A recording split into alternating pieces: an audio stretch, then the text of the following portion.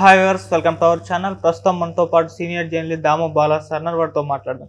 నమస్కారం సార్. నమస్తే sir, TDP leader కోమటి జయరాం ఒక ఎన్ఆర్ఐ, తనకు సంబంధించిన ఒక వీడియో లీక్ అయింది సార్. ఇప్పుడు సోషల్ మీడియాలో వైరల్ అవుతుంది. అందులో ఆయన ఏం చెప్తున్నారంటే, మన ఓటైన వాళ్ళని డబ్బుతో కొందామన్నట్టుగా మాట్లాడుతున్నారు ఆయన.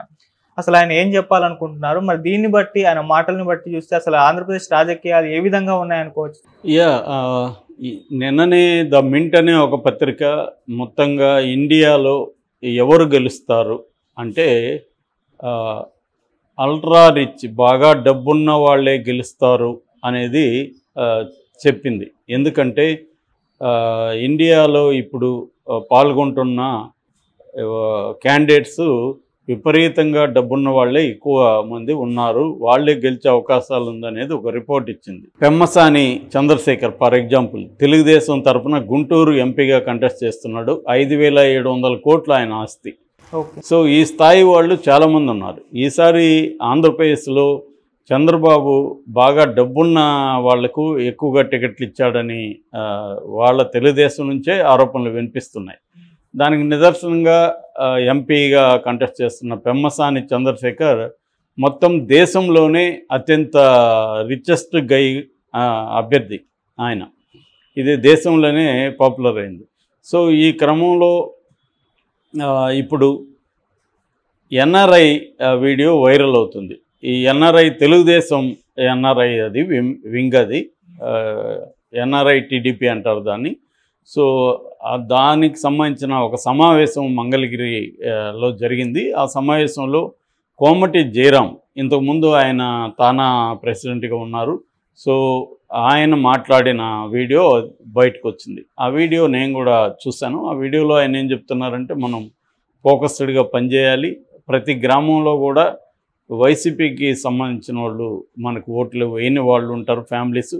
మనకు ఒక గ్రామంలోకి ఎంటర్ అవ్వగానే తెలిసిపోతుంది, ఈ ఫలాని వెధవ మనకు ఓటేయడు అని తెలిసిపోతుంది. ఆ వెధవని మనం ఎలాగా డీల్ చేసి ఓట్లు వేయించాలి అనేది మనం చూసుకోవాలి. సో వాడికి ప్రతి ఒక్కడికి కూడా భార్య పిల్ల ఉంటుంది, పిల్లలు ఉంటారు, వాడికి ఏదో అవసరాలు ఉంటాయి. దాన్ని మనం డీల్ చేయగలిగితే మనం వైపు వాళ్ళని తిప్పుకోవచ్చు. మనకి 2 లక్షలు అనేది పెద్ద విషయం కాదు. ఇక్కడ కూర్చున్న వాళ్ళందరికీ 2 లక్షలు అనేది పెద్ద విషయం కాదు. 2 లక్షలు పడేస్తే ఆ ఫ్యామిలీ మనకి వస్తుంది. ఒక ఫ్యామిలీ వస్తే 4 ఓట్లు వస్తాయి మనకి.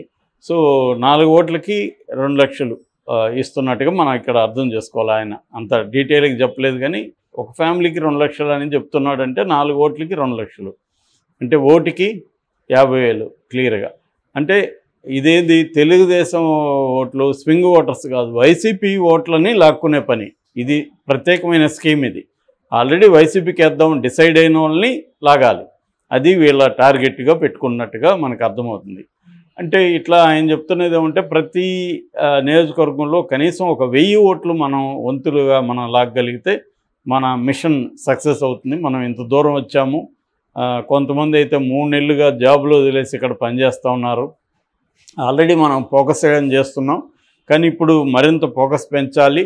సో దీన్ని టార్గెటెడ్గా మనం పనిచేయాలి అనేది ఆయన చెప్తున్నాడు. హనీమూన్ అయిపోయింది, ఇప్పుడు డూ ఆర్ డై సిచ్యువేషన్ ఉంది అనేది కూడా ఆయన చెప్తున్నాడు. సో ప్రతి ఒక్కరూ ఒక 10 ఓట్లు మనం వేయించగలిగాం ఇక్కడికి వచ్చి అని ఒక సాటిస్ఫాక్షన్తో వెళ్ళొచ్చు అని చెప్తున్నాడు.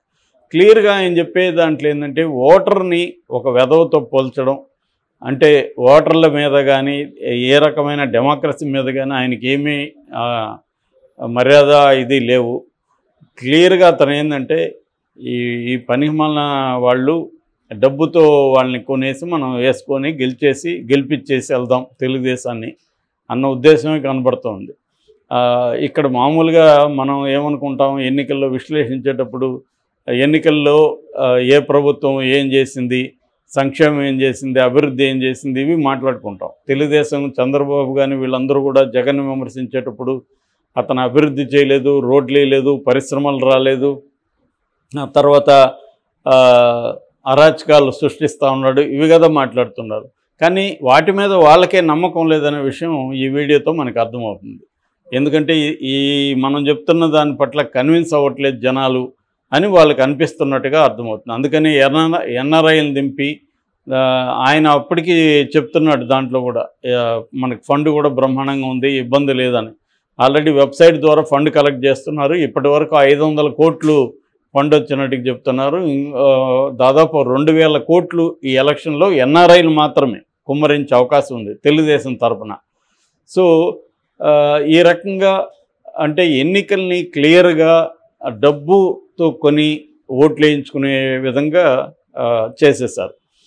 వైసీపీ వాళ్ళు తక్కువనేం కాదు, వాళ్ళది ఇట్లాంటి వీడియో బయటికి రాలేదు, కానీ వాళ్ళు కూడా అక్కడ వినిపిస్తున్న మాట ఏంటంటే ఇక్కడేమో చంద్రబాబు డబ్బున్న క్యాండిడేట్లకు ఇచ్చాడు, జగన్ ఏమో సోషల్ ఇంజనీరింగ్ చూసి చాలామంది పేదలకు కూడా ఇచ్చారు. మడకసరిలో మనం చూసాము, ట్రక్ డ్రైవర్కి ఇచ్చాడు అక్కడ.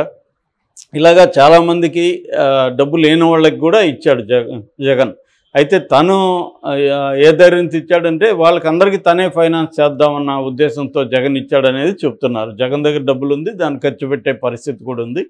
చంద్రబాబు దగ్గర డబ్బులు ఉంది, కానీ ఆయన తన డబ్బులు ఖర్చు పెట్టకుండా ఖర్చు పెట్టే వాళ్ళని పెట్టుకోవడం, ఎన్ఆర్ఐల్ని రంగంలో దించడం, ఇది చంద్రబాబు స్ట్రాటజీ అనేది మనకి గ్రౌండ్ రిపోర్ట్లో తెలుస్తూ ఉంది.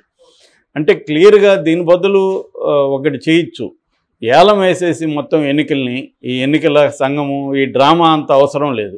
ఈ ప్రజాస్వామ్యము, కోర్టులు ఇవంతా అవసరం లేదు. ఓవరాల్గా గొంపగుత్తగా ఏలం వేసేసి ఒక ఓటుకి ఇంత డబ్బులు ఇస్తామని ఒక పార్టీ, ఇంకొక పార్టీ ఇలా పెట్టేస్తే ఓటర్లకు కూడా మంచిదే కదా, అందరికీ డబ్బులు వస్తుంది, ఓటు నమ్ముకోవచ్చు వాడు. సో అలా పరిపాలిస్తే బెటర్. అది ఎందుకు ఈ డ్రామా అంతా ఎందుకు? మళ్ళీ వీళ్ళందరూ వచ్చి మనకి ఇదే కోమటి జయరాములు వీళ్ళందరూ వచ్చి మనకి వాల్యూ సిస్టమ్స్, విలువలు అవన్నీ రాస్తుంటారు, ఆర్టికల్స్ రాస్తుంటారు, ఉపన్యాసాలు ఇస్తుంటారు. వీళ్ళని సపోర్ట్ చేసే మీడియా కూడా రోజు మనకి నీతులు చెప్తూ ఉంటుంది, రోజు కుమ్మరిస్తుంటారు నీతులు. ప్రజాస్వామ్యం భ్రష్టు పట్టిపోయింది, ఇంకోటి అని నీతులు చెప్తుంటారు.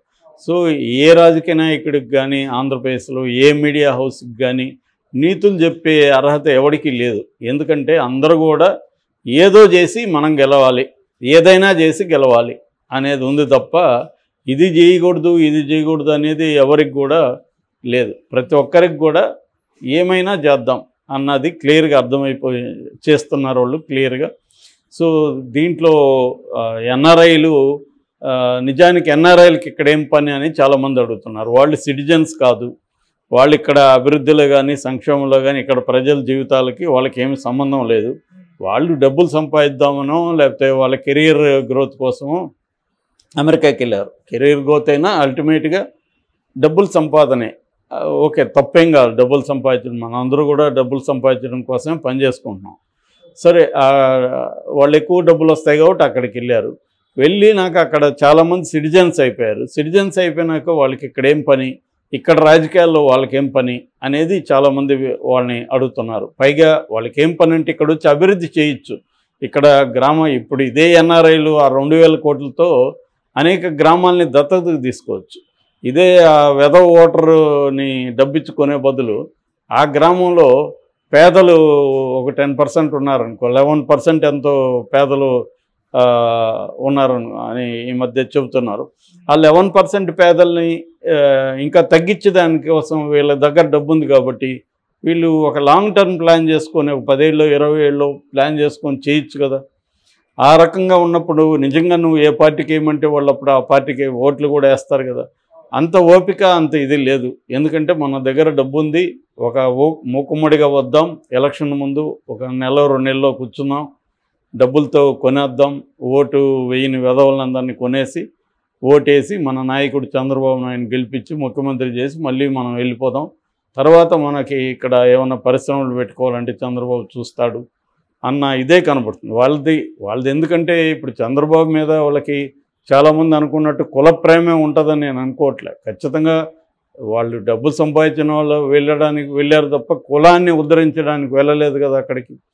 సో కనీసం కులాన్ని ఉద్ధరించిన అదే కమ్మాల సెక్షన్లో చాలామంది పేదలు ఉంటారు కదా, వాళ్ళకి ఎడ్యుకేషన్ ఇన్స్టిట్యూట్ పెట్టచ్చు ఫ్రీగా, వాళ్ళకి హాస్టల్స్ పెట్టచ్చు, ఇవన్నీ చేయొచ్చు కదా. స్వాతంత్ర నాటి కాలంలో కూడా కమ్మ హాస్టల్స్ ఉండేవి, చాలామంది చదువుకున్నారు. అట్లేమన్నా చేయొచ్చు కదా వీళ్ళు. సో వీళ్ళ కులం మీద కూడా ఏమీ లేదు. ప్రధానంగా వాళ్ళ ఇంట్రెస్ట్లన్నీ మానిటరీ ఇంట్రెస్ట్లే, డబ్బుల సంపాదనే. దానికి చంద్రబాబు హెల్ప్ అవుతాడు కాబట్టి కులం దానికి ఉపయోగపడుతుంది కాబట్టి కులాన్ని ఉపయోగించుకుంటున్నారు. సో ఆ రకంగా ఇది ఒక ఘోరమైన పరిస్థితికి నిదర్శనంగా ఈ వీడియోని చెప్పుకోవచ్చు మనం.